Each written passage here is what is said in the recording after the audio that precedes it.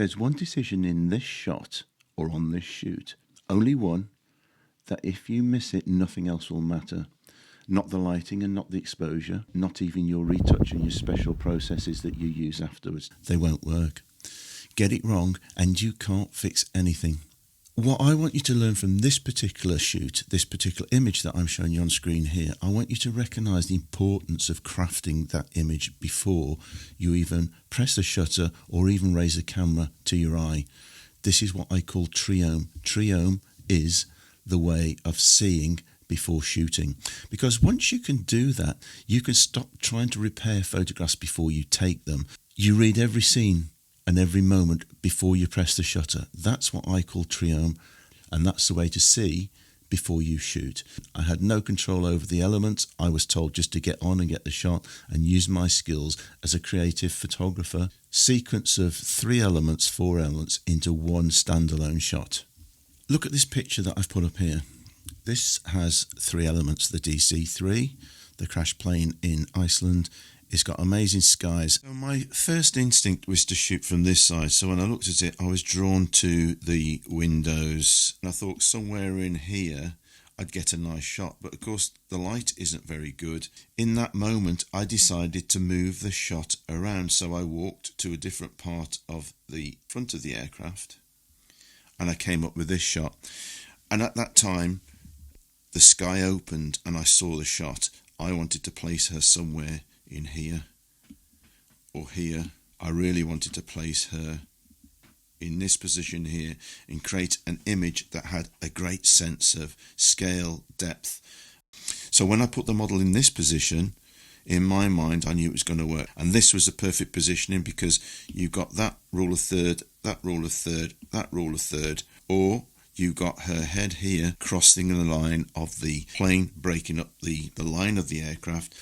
Okay, so the next bit. So bearing in mind all of this happens quite fast. The TRIÅME has taught me over the years to think about these things very fast. So where the makeup and the model is getting arranged, and you can see from the behind the scenes they're tweaking and doing everything. I'm taking test shots and that. All the time I'm composing and I'm creating it. I'm working my angles, taking quick tests. Don't let the model know that I'm doing it, but I'm finding out my starting point, and that's what the TRIÅME is. What is capturing my eye? How do I tell that story? Because that's what I'm actually doing, is I'm telling a story here. Now the composition is solved or resolved, but I use a longer exposure, and the reason for that, it allows the ambient light to build. It builds, it creates atmosphere, and it creates depth. But when you actually look at this picture here, it's flat.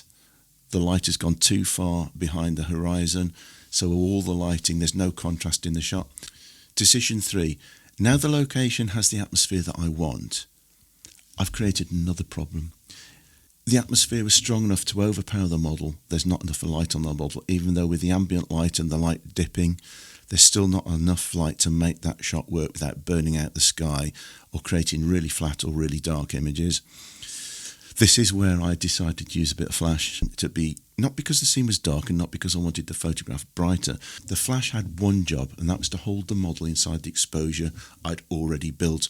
The shutter controlled the environment, the flash controlled the subject, and this is where it's very easy to overlight that picture by throwing a flash on it, overexposing it or underexposing it. Too little flash and she disappears into the location. Too much and the whole shot starts to look artificial. The flash needs to freeze her, hold the detail in her face and separate her from the aircraft without destroying that available light. So here's my sequence in the shots, okay? They're not 3 separate techniques here. They're connected decisions. My decisions are all connected. And if you strip everything away, that is really the sequence I want you to remember. Build the frame first, decide where the subject belongs in relation to the background, and read that ambient light. Use your shutter speed to build atmosphere. Slow it down, allow the ambient light to come up, and then pop a bit of light in. It can be flash, it can be LED, it can be ARRI film lighting, whatever you are able to use. This whole shoot is a sequence of decisions. So this shot of the model and the DC-3 in Iceland is a whole series of decisions that I've had to make. The first one is looking at the shot and working out what's working, how the image is going to resolve with the background, the lighting, the plane and the model. And that is TRIÅME. That is how you bring a shot together and you layer it up and you understand. Then you use the dot and the circle to pick that first point of reference that people are going to look at. And that for me is the face. So when you look at the face, there's a nice crisp light on it. It becomes very sharp because of the lighting, the outfit's dressed. But I don't necessarily use a stop down lens, because then it takes away the whole idea of that shot. So I use the lens as open as I possibly can and make sure all my settings enable me to capture that at that shutter speed. You read the relationships between light, tone, depth and space before actually reacting within the camera. You make decisions in the correct order. The frame first, ambient exposure next to build the atmosphere, and the flash held the model inside of it, within the composition. None of those decisions worked on their own. Each one was supported by the decision before it. The settings still matter, but they serve to help those decisions. And this is the difference between operating the camera and directing the shoot. So, once again, just look at this empty location. The aircraft hasn't changed. The black background's not changed. The sky's not changed. What has changed is how you actually read that shot. You will read the shot differently. Go through this video a few times, scroll backwards and forwards, and try to understand what I'm teaching you here in the TRIÅME about seeing first and shooting second. So when you arrive at the next location or next studio session or next portrait or wedding, ask yourself this simple question: what setting should I use first? What am I trying to get in this shot? Don't put your camera onto auto everything. You've got to learn to control that camera and let it represent your mind and your decisions. Begin with the frame. Decide what needs to dominate and what needs to recede and where the subject belongs.